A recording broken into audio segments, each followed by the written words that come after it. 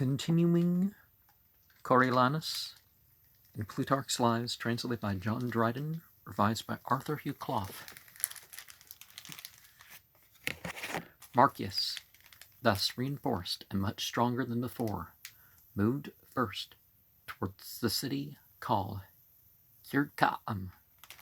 a Roman colony. He received its surrender, and did the inhabitants no injury.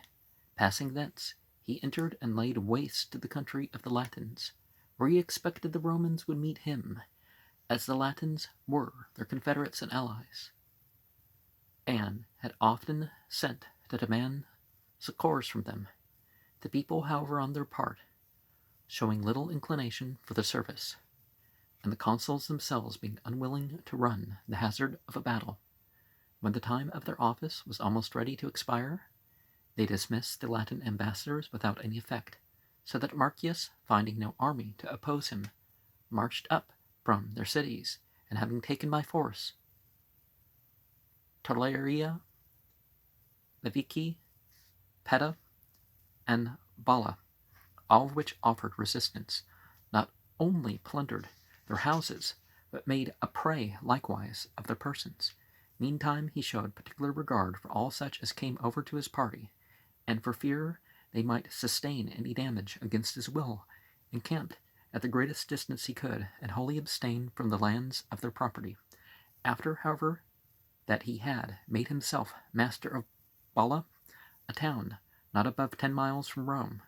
where he found great treasure, and put almost all the adults to the sword. And when on this the other Volscians that were ordered to stay behind and protect their cities, hearing of his achievements and success, had not patience to remain any longer at home, but came hastening in their arms to Marcius, saying that he alone was their general, and the sole commander they would own. With all this, his name and renown spread throughout all Italy, and universal wonder prevailed at the sudden and mighty revolution in the fortunes of two nations, which the loss and the accession of a single man had effected. Shows how important it is to choose your leaders. But it's the people supporting that make the good and bad of the leader possible. All at Rome was in great disorder. They were utterly averse from fighting, and spent their whole time in cabals, and disputes, and reproaches against each other, until news brought that the enemy had laid close siege to Lavinium, where were the images and sacred things of their tutelar entities, and from whence they derived the origin of their nation, that being the first city which Annaeus built in Italy. These tidings produced a change as universal as it was extraordinary in the thoughts and inclinations of the people, but occasioned a yet stranger revulsion of feelings among the patricians. The people now were for repealing the sentence against Marcius, and calling him back into the city, whereas the Senate, being assembled to preconsider the decree, opposed and finally rejected the proposal, either out of mere humor of contradicting and withstanding the people, and whatever they should should desire. Well, a decree is an expressed desire, right? Or because they were unwilling, perhaps, that he should owe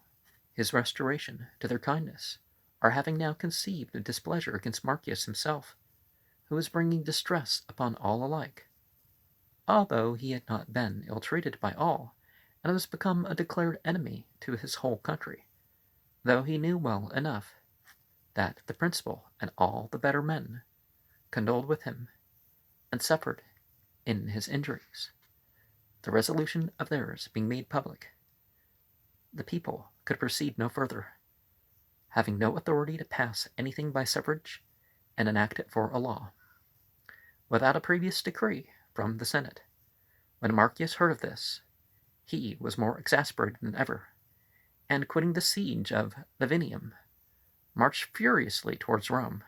and encamped at a place called the Cluilian ditches, about 5 miles from the city. The nearest of his approach did, indeed, create much terror and disturbance, yet it also ended their dissensions for the present, as nobody now, whether consul or senator, durst any longer contradict the people in their design of recalling Marcius, but seeing their women running affrighted up and down the streets, and the old men at prayer in every temple with tears and supplications, and that, in short, there was a general absence among them both of courage and wisdom to provide for their own safety, they came at last to be all of one mind, that the people had been in the right to propose, as they did, a reconciliation with Marcius, and that the Senate was guilty of a fatal error to begin a quarrel with him when it was a time to forget offences, and they should have studied rather to appease him. It was therefore unanimously agreed by all parties that ambassadors should be dispatched, offering him return to his country, and desiring he would free them by the terrors and distresses of the war. The persons sent by the Senate with the message were chosen out of his kindred and acquaintance, who naturally expected a very kind reception at the first interview. Upon the score of that relation, and their old familiarity and friendship with him, in which, however, they were much mistaken, being led through the enemy's camp, they found him sitting in state amidst the chief men of the Volscians, looking insupportably proud and arrogant. Well, isn't that sort of the definition of pride and arrogance, is that one's going too far? He bade them declare the cause of their coming, which they did in the most gentle and tender terms, and with a behavior suitable to their language. When they had made an end of speaking, he returned them a sharp answer, full of bitterness and angry resentment, as to what concerned himself and the ill usage he had received from them. But as general of the Volscians, he demanded restitution of the cities and the lands which had been seized upon during the late war, and that the same rights and franchises should be granted them at Rome which had been before accorded to the Latins, since there could be no assurance that a peace would be firm and lasting without fair and just conditions on both sides. He allowed them 30 days to consider and resolve. The ambassadors being departed, he withdrew his forces out of the Roman territory. Those of the Volscians who had long envied his reputation, and could not endure to see the influence he had with the people, laid hold of, as the first matter of complaint against him. Among them was also Tullus himself, not for any wrong done him personally by Marcius, but through the weakness incident to human nature. He could not help feeling mortified to find his own glory thus totally obscured and himself overlooked and neglected now by the Volscians, who had so great an opinion of their new leader, that he alone was all to them, while other captains, they thought, should be content with that share of power which he might think fit to accord. From hence the first seeds of complaint and accusation were scattered about in secret, and the malcontents met and heightened each other's indignation, saying that to retreat as he did was in effect to betray and deliver up, though not their cities and their arms, yet what was as bad, the critical times and opportunities for action on which depend the preservation or the loss of everything else, since in less than 30 days' space, for which he had given a respite for the war, there might happen the greatest changes in the world. Yet of the enemy ravaged their land, and took from them 7 great and populous cities in that interval. The Romans in the meanwhile durst not venture out to their relief, but were utterly fearful, and showed no more disposition or capacity for action than if their bodies had been struck with a palsy, and become destitute of sense and motion. But when the 30 days were expired, and Marcius appeared again with his whole army, they sent another embassy to beseech him that he would moderate his displeasure, and would withdraw the Volscian army, and would make any proposals he thought best for both parties. The Romans would make no concessions to Menessus, but if it were his opinion that the Volscians ought to have any favor shown them upon laying down their arms, they might obtain all they could in reason desire. The reply of Marcius was that he should make no answer to this, as general of the Volscians, but in the quality still of a Roman citizen, he would advise and exhort them, as the case stood, not to carry it so high, but think rather of just compliance, and return to him before 3 days were at an end, with the ratification of his previous demands. Otherwise they might understand that they could not have any further freedom of passing through the camp upon idle errands. And one of the important things that we need to look at is that, yes, appointment and stuff, but, this is faced through consideration. It should be through consideration that, hey, you're not going to get this just because you know the person in the higher position, just because they're family or something, even if it's chosen among those people, the qualifications need to be considered. I was reading a narration today about something, not today, what day was it? Basically, hey, if I didn't consult anybody, this guy would be leader. I'd make him my successor. Now, if Muhammad said this as a point, it's like, well, since I am going to, rely on the consent of the people, if I was to have a leader, this guy wouldn't be it. Could be implied, right? I'll say who that is in another video, right?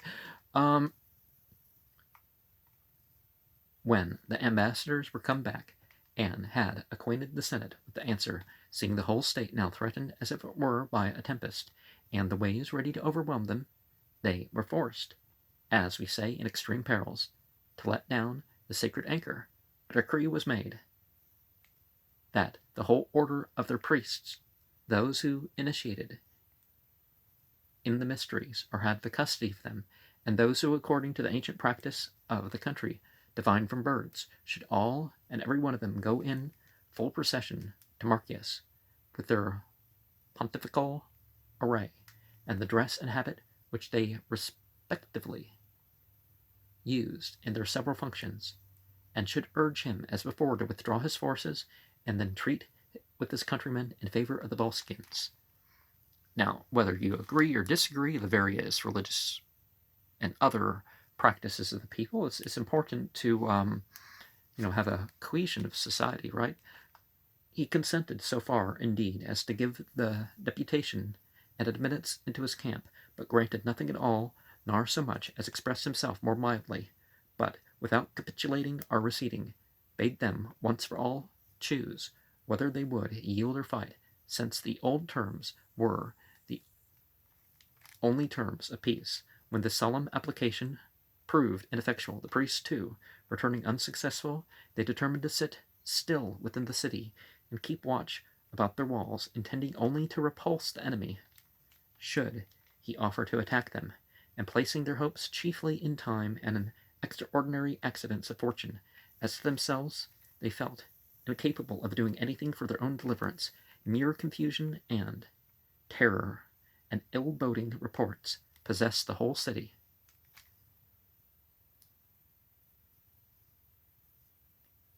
Trying to the people who run the media and people they influence too, that really don't have much authority of anything, are trying to do the same thing to us, just to cause confusion and terror and make us feel bad and stuff. Whether even feel bad about your ancestors. Either your ancestor did something, or something was done to them, so, well, okay, whatever.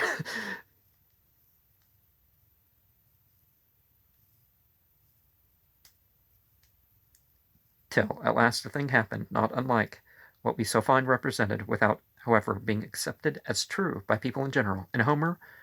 on some great and unusual occasion, we find him say, "But him the blue-eyed goddess did inspire," and elsewhere, "But some immortal turned my mind away to think of what others of the dead would say," and again, "Weren't his own thought, or weren't a god's command?" People are apt in such passages to censure and disregard the poet, as if by the introduction of mere impossibilities and idle fictions he were denying the actions of a man's own deliberate thought and free choice, which is not in the least the case in Homer's representation, where the ordinary, probable, and habitual conclusions that the common reason leads to are continually ascribed to our own direct agency. He certainly says frequently enough, "But I consulted with my own great soul." Or, in another passage, "He spoke Achilles, with quick pain possessed, resolved two purposes in his strong breast, and in a third, yet never to her wishes won, the just mind of the brave Bellerophon." And one of the things that, yeah,